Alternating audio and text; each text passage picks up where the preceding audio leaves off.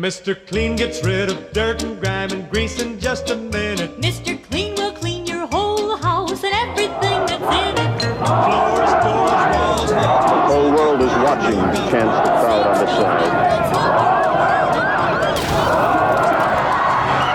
I do hereby officially request the immediate deployment of federal troops to assist in reestablishing law and order in the city of Detroit. Looting, murders, and arson have nothing to do with civil rights. But when I leave, you can remember I said, with the last words on my lips, I am a revolutionary. There's American culture before the 60s, and then there's after. Good evening. Tonight, President Nixon will try to restore some calm to the troubled United States. He will be speaking. This era occupies our collective consciousness more than any other. It's difficult to imagine the sheer immensity of political, social, and cultural change that occurred in this decade happening today. We are here and we are standing before the forces of power. In large part, we can attribute this change to the baby boomers. The largest generation in history, the boomers caused a massive demographic swing in the United States. By the mid-60s, half of the population was under 25. These shifting demographics made it where youth culture and the counterculture as a whole could not be ignored by politicians and definitely not by advertisers. There was just too many of them. Who are these young Americans? How will they affect American society and the world? What do they want? The social and political movements of the 60s were led by the most marginalized in our society. But what forced the status quo to react was the fact that even the white, affluent youth were pushing these movements ahead too. The boomers were radically reimagining the governing systems that had been put in place. Leave this area immediately. They didn't care about authority, and they saw the propaganda Madison Avenue created as an extension of this system. Some very sad news for all of you and people who love peace all over the world. And that is that Martin Luther King was shot and was killed tonight in Memphis. Events like the assassinations of Martin Luther King and Fred Hampton, the Kent State Massacre, and the incident at the Chicago DNC all served as high watermarks where the politically radical aspirations of this generation were always met with violent suppression from the state. The deep sadness that we feel over the troubles and the violence which have erupted regrettably and tragically in the streets of this great city. You could say that these flashes of violence were a failure of propaganda. The tools that had been used to shift behaviors and beliefs were no longer working. Something had to change. There's no way to be committed to nonviolence in the middle of the most violent society that history's ever created. I'm not committed to nonviolence in any way. Like any good strategy, it starts with a universal truth. Beneath all the radical political activity, all the drugs, all the rock music, and all the sex, the boomers really only cared about one thing: the ability to express themselves. This new generation may have been nonconformists, but that doesn't mean we couldn't make them into consumers. This is propaganda.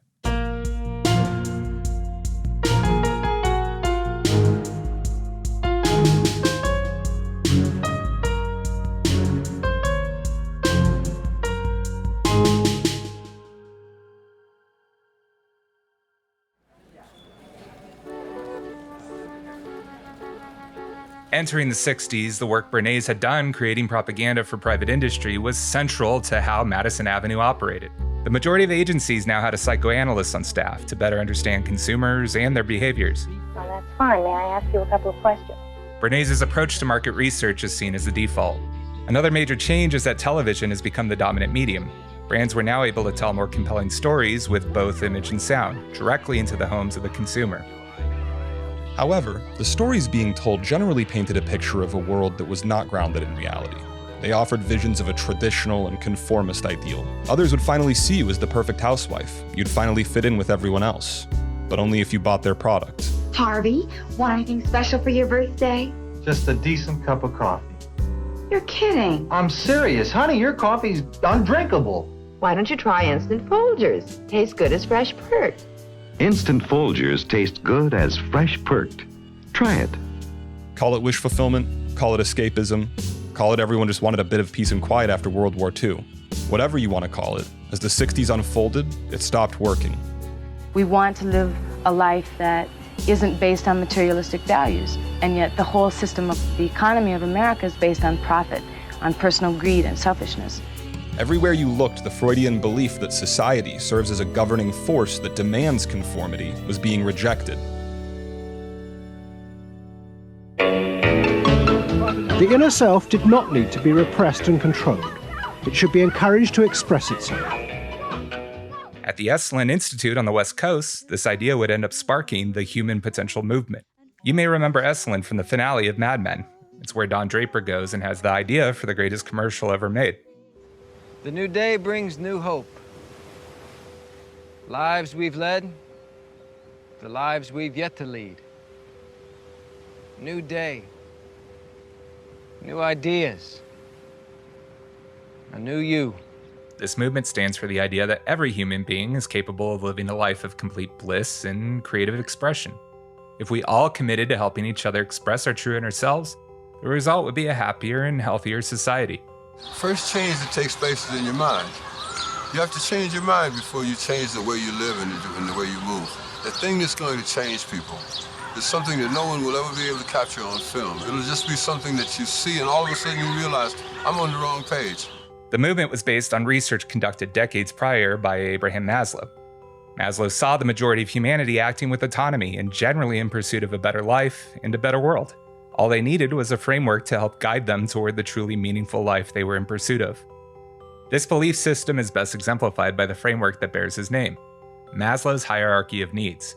Maslow had invented a new system of psychological types. He called it the hierarchy of needs, and it described the different emotional stages that people went through as they liberated their feelings. At the top was self-actualization. This was the point at which individuals became completely self-directed and free of society. The baby boomers were uniquely poised to ascend Maslow's hierarchy. This desire to self-actualize had been a major driver behind their radical political activity, and now it would fuel the spread of the human potential movement. You can't get caught in the conforming, rote lockstep, which we call American society. The movement's principal focus was the liberation of the self. What that means is that you can't truly self-actualize until you're deconditioned from the society that spent your entire life suppressing you. You've got to override the very strong habits or associations that your mind has learned from its childhood on. Well, that's really the key or the essence of the psychedelic experience. Taking LSD, having lots of weird sex, and anything else that comes to mind when you imagine a hippie were all a part of this process. The thing is, they won't put any other message on the air, which is a real alternative. There are 99,000 alternatives to the one asshole who gives it. The human potential movement was offering another path for self-actualization. Changing the world doesn't require protest or violence. The only revolution is the one in your own mind. Don't politic, don't vote. These are old men's games. Impotent and senile old men that want to put you onto their old chess games of war and power. Drop out. After witnessing the violent suppression with which their political activity had been met, this idea must have seemed really exciting to the affluent, white, middle-class baby boomers who had made these issues impossible to ignore in the first place. Problem like civil rights, it's perfectly clear where the right lies. But in order to implement the right, you have to make such a complete commitment that most people aren't willing to do it. I just figure I'm just going to attack certain decisions in my life and not think about them. Because what difference does it make? Political activism was not required. It's about making a new you, that if enough people changed the way they were, that the society would change. No more getting beaten by cops, no more getting arrested. All you had to do to bring about the world you wanted to see was focus on yourself.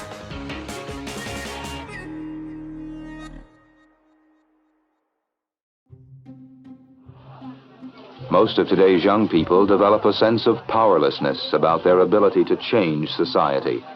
They feel they cannot change the system, so they turn to their own private lives as the only thing over which they have any real control. It's a shift from the status quo being radical conformity to a new status quo, radical individualism. I didn't care for society. I don't know what I'm looking for, but it's not there. Remember, Bernays had to create an association between the product and a desire already governing the public's behavior. And how does Madison Avenue plan to use this information? We have evolved an hypothesis, and it is simply that. We feel that they are going to find their identity through consumption. In other words, that through consumption and through identification with products and services, people will gain some identity. Not a lot of people understand how serious we are about saving this planet. I'm dead serious. You care about the environment, so you wear Patagonia. You know, we carry rifles for a living, and we are kind of making jokes about, oh, Black Rifle Coffee Company. This will piss people off. You hate woke culture, so you drink Black Rifle coffee. Is this starting to sound familiar? It should. It's called lifestyle branding, and it's the foundation of contemporary consumer marketing.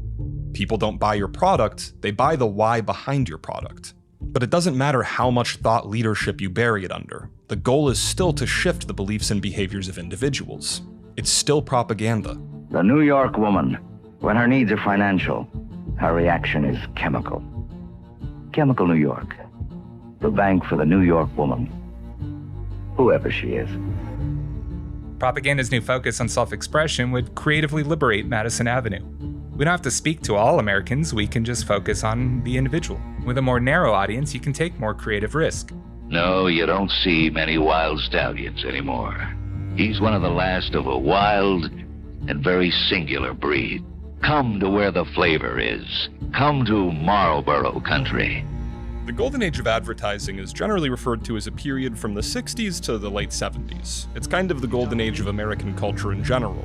Similar to music and film industries of the time, partly out of exasperation with a culture they just no longer understood, executives in advertising handed the reins over to creatives.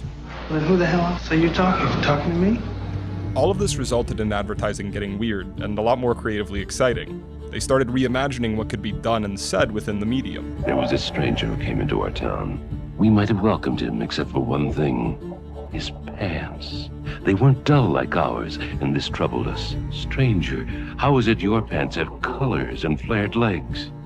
He just smiled and said, I'm wearing Levi's. This new generation was breaking all the rules, and advertising was doing it too. A great example of this is the iconic Volkswagen ad series. It includes print ads like Lemon and Think Small. These advertisements break the oldest and most basic rules of advertising. Don't insult your product. Don't lead with deficiencies in the marketplace. Just about everyone will be telling you about this great new idea, to think small. It is a great idea. We at Volkswagen have been working on it for 21 years. They're no longer even selling the Volkswagen. They're just selling an idea. You don't follow the rules. Neither do we. We see things differently.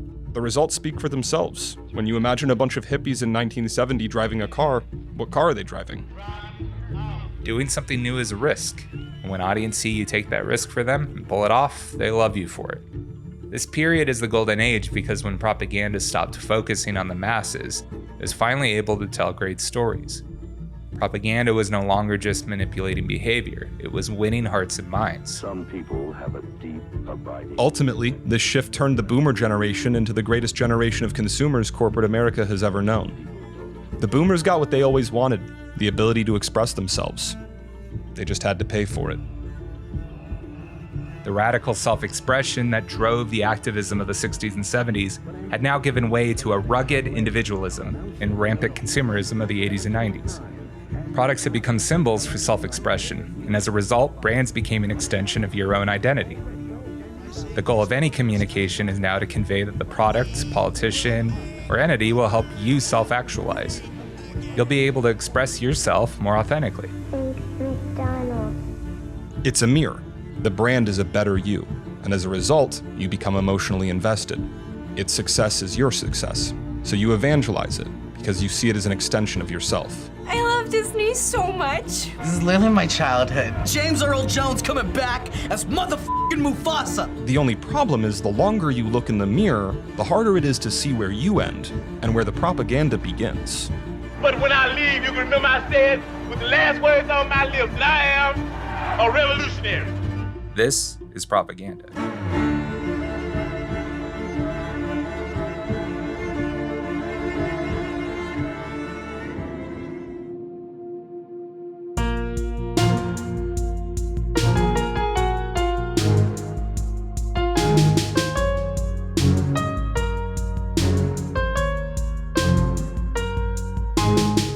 This is Propaganda is presented by Brink. We're a creative collective dedicated to helping activist brands and causes shift behaviors and beliefs. We do everything from branding and advertising campaigns all the way through to distributing feature films.